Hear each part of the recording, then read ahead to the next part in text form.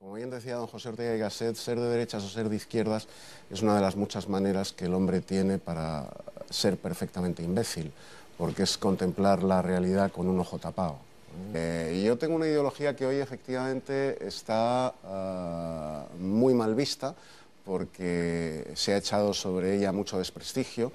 Tengo una ideología que fundó un hombre en los años 30 en España, que acabó frente a un piquete de fusilamiento y que pocos minutos antes de ser fusilado se dirigió al hombre que lo iba a fusilar en Alicante y le planteó lo siguiente: dice, vosotros no podéis desear que yo muera porque mi sueño es el de la patria, el pan y la justicia para todos los españoles, pero fundamentalmente para aquellos que por carecer de pan y de justicia no se pueden reconciliar con la idea de la patria.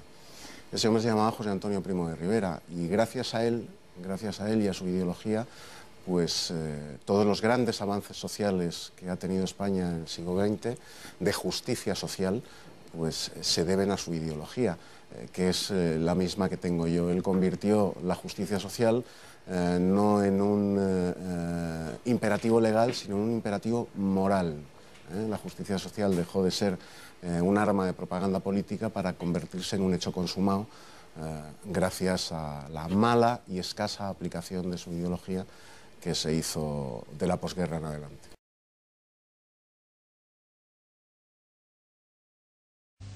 Que España no se justifica por tener una lengua, ni por ser una raza, ni por ser un acervo de costumbres, sino que España se justifica por una vocación imperial para unir lenguas, para unir razas, para unir pueblos y para unir costumbres en un destino universal.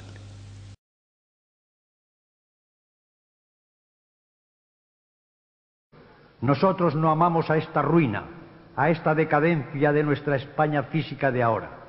Nosotros amamos a la eterna, inconmovible metafísica de España. La base de convivencia humana, la base material para el asentamiento del pueblo español, también está pendiente desde hace siglos. El fenómeno de la quiebra del capitalismo es universal. Cuando hablamos del capitalismo, ya lo sabéis todos, no hablamos de la propiedad. La propiedad privada es lo contrario del capitalismo. La propiedad es la proyección directa del hombre sobre sus cosas. Es un atributo elemental humano. El capitalismo ha ido sustituyendo esta propiedad del hombre por la propiedad del capital, del instrumento técnico de dominación económica. El capitalismo, mediante la competencia terrible y desigual del capital grande contra la propiedad pequeña, ha ido anulando el artesanado, la pequeña industria, la pequeña agricultura. Ha ido colocando todo, y va colocándolo cada vez más, en poder de los grandes trusts, de los grandes grupos bancarios. El capitalismo reduce el final a la misma situación de angustia, a la misma situación infrahumana del hombre desprendido de todos sus atributos, de todo el contenido de su existencia, a los patronos y a los obreros, a los trabajadores y a los empresarios. Y esto sí que quisiera que quedase bien grabado en la mente de todos. Es hora ya de que no nos prestemos al equívoco de que se presente a los partidos obreros como partidos antipatronales o se presente a los grupos patronales como contrarios, como adversarios en la lucha con los obreros. Los obreros, los empresarios, los técnicos, los organizadores forman la trama total de la producción. Y hay un sistema capitalista que con el crédito caro, que con los privilegios abusivos de accionistas y obligacionistas, se lleva sin trabajar la mejor parte de la producción y hunde y empobrece por igual a los patronos, a los empresarios, a los organizadores y a los obreros. Pensad a lo que ha venido a quedar reducido el hombre europeo por obra del capitalismo. Ya no tiene casa, ya no tiene patrimonio, ya no tiene individualidad, ya no tiene habilidad artesana, ya es un simple número de aglomeraciones. Hay por ahí demagogos de izquierda que hablan contra la propiedad feudal y dicen que los obreros viven como esclavos. Pues bien, nosotros que no cultivamos ninguna demagogia, podemos decir que la propiedad feudal era mucho mejor que la propiedad capitalista y que los obreros están peor que los esclavos. La propiedad feudal imponía al señor, al tiempo que le daba derechos, una serie de cargas. Tenía que atender a la defensa y aun a la manutención de sus súbditos. La propiedad capitalista es fría e implacable. En el mejor de los casos, no cobra la renta, pero se desentiende del destino de los sometidos. Y en cuanto a los esclavos, estos eran un elemento patrimonial en la fortuna del señor. El señor tenía que cuidar de que el esclavo no se muriese, porque el esclavo le costaba el dinero como una máquina, como un caballo, mientras que ahora se muere un obrero, y saben los grandes señores de la industria capitalista que tienen cientos de miles de famélicos esperando a la puerta para sustituirle. Una figura, en parte torva y en parte atrayente, la figura de Carlos Marx, vaticinó todo este espectáculo a que estamos asistiendo de la crisis del capitalismo. Ahora todos nos hablan por ahí de si son marxistas o si son antimarxistas. Yo os pregunto, con ese rigor de examen de conciencia que estoy comunicando a mis palabras, ¿qué quiere decir el ser antimarxista? ¿Quiere decir que no apetece el cumplimiento de las previsiones de Marx? Entonces estamos todos de acuerdo. ¿Quiere decir que se equivocó Marx en sus previsiones? Entonces los que se equivocan son los que le achacan ese error. Las previsiones de Marx se vienen cumpliendo más o menos deprisa, pero implacablemente. Se va a la concentración de capitales, se va a la proletarización de las masas y se va como final de todo a la revolución social que tendrá un durísimo periodo de dictadura comunista. Y esta dictadura comunista tiene que horrorizarnos a nosotros, europeos, occidentales, cristianos, porque esta sí que es la terrible negación del hombre. Esto sí que es la asunción del hombre en una inmensa masa amorfa donde se pierde la individualidad, donde se diluye la vestidura corpórea de cada alma individual y eterna. Notad bien que por eso somos antimarxistas.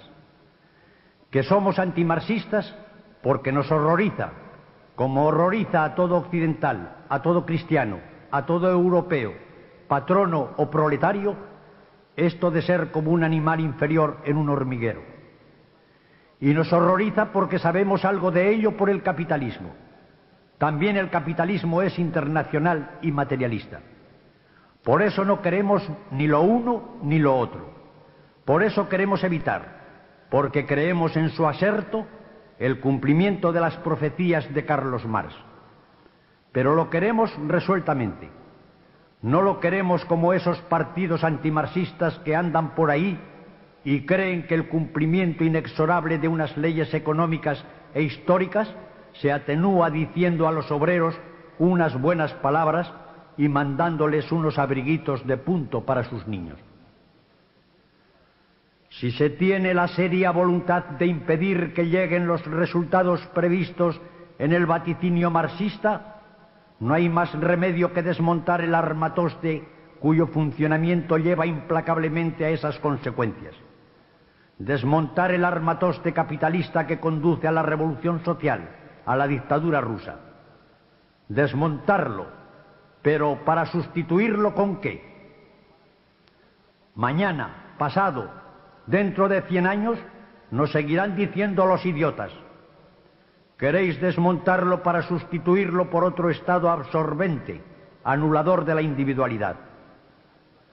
Para sacar esta consecuencia, ¿íbamos nosotros a tomar el trabajo de perseguir los últimos efectos del capitalismo y del marxismo hasta la anulación del hombre? Si hemos llegado hasta ahí, y si queremos evitar eso, la construcción de un orden nuevo la tenemos que empezar por el hombre, por el individuo, como occidentales, como españoles y como cristianos. Tenemos que empezar por el hombre y pasar por sus unidades orgánicas, y así subiremos del hombre a la familia, y de la familia al municipio, y por otra parte al sindicato, y culminaremos en el Estado que será la armonía de todo. De tal manera, en esta concepción político-histórico-moral con que nosotros contemplamos el mundo, tenemos implícita la solución económica.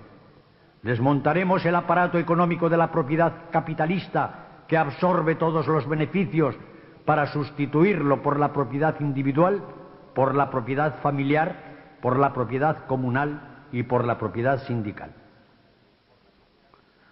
Hacer esto corre prisa en el mundo, y más aún en España. Corre más prisa en España porque nuestra situación es, de un lado, peor y de otro lado menos grave que la de otros países. El capitalismo allende las fronteras tuvo una época heroica de esplendor. Había impulsado con brío gran cantidad de riquezas y de iniciativas. Pero el capitalismo español fue raquítico desde sus comienzos. Desde sus principios empezó a claudicar con los auxilios estatales, con los auxilios arancelarios. Nuestra economía estaba más depauperada que casi ninguna. Nuestro pueblo vivía más miserablemente que casi ninguno. No os tengo que decir nada de esto después de lo que habéis oído a los camaradas que me han precedido en este sitio.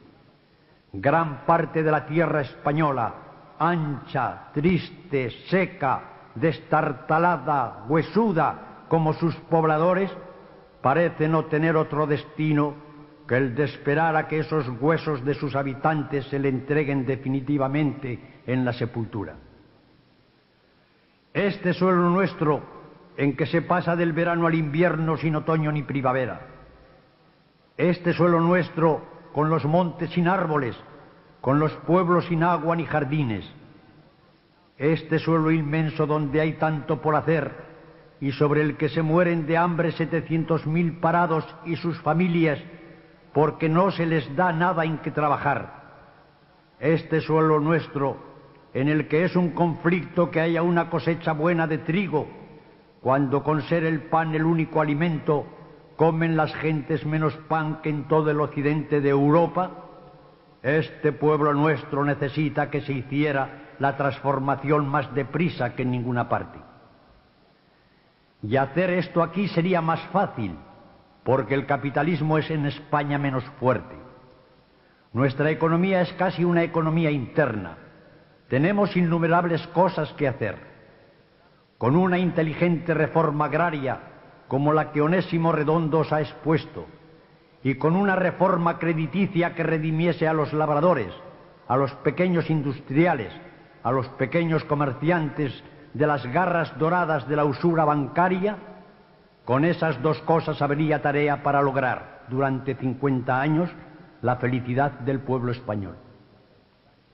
Contra todas las injurias, contra todas las deformaciones, lo que hacemos es recoger del medio de la calle, de entre aquellos que lo tuvieron y abandonaron y aquellos que no lo quieren recoger, el sentido, el espíritu revolucionario español que más tarde o más pronto, por las buenas o por las malas, nos devolverá la comunidad de nuestro destino histórico y la justicia social profunda que nos está haciendo falta. Por eso, nuestro régimen, que tendrá de común con todos los regímenes revolucionarios el venir así del descontento, de la protesta, del amor amargo por la patria, será un régimen nacional del todo, sin patrioterías, sin faramallas de decadencia, sino empalmado con la España exacta, difícil y eterna que esconde la vena de la verdadera tradición española. Y será social en lo profundo, sin demagogias, porque no harán falta, pero implacablemente anticapitalista, implacablemente anticomunista. Ya veréis cómo rehacemos la dignidad del hombre para sobre ella rehacer la dignidad de todas las instituciones que juntas componen la patria.